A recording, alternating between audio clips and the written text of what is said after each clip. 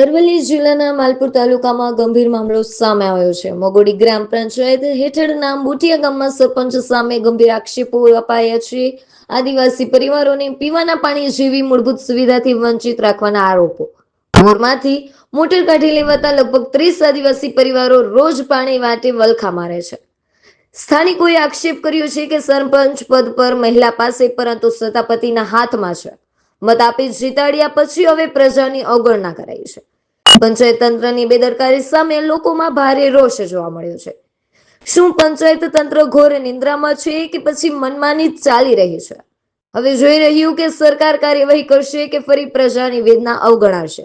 Live news સાથે reporter Jayesh Patel, Aravalli. Butiya તો તમારું શું સમસ્યા છે? પાણીની કેટલા ટાઈમથી છે? 2 મહિનાથી.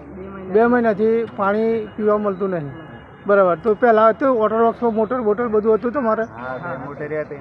હા, તો મોટરો શું થઈ? સરપંચના પતિ કાઢી લઈ ગયા. સરપંચના પતિ કાઢી લઈ ગયા. એ કેટલા ટાઈમથી કાઢી લઈ ગયા? 2 મહિના થયા. તો તમે રજૂઆત કરી હતી ખરી સરપંચને? તો સરપંચ શું કહે?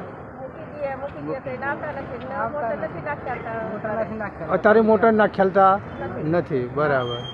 તો બે મોટર લઈ ગયા. અત્યારે તમારે પાણીની પીવાની સમસ્યા બહુ છે. તો તમે અત્યારે માલપુરને તીડિયા સાહેબ પણ આવ્યા છો રજૂઆત કરવા માટે? લિખિતમાં અરજી આપવાની છે? હા, તો અરજી આપો. ઠીક છે.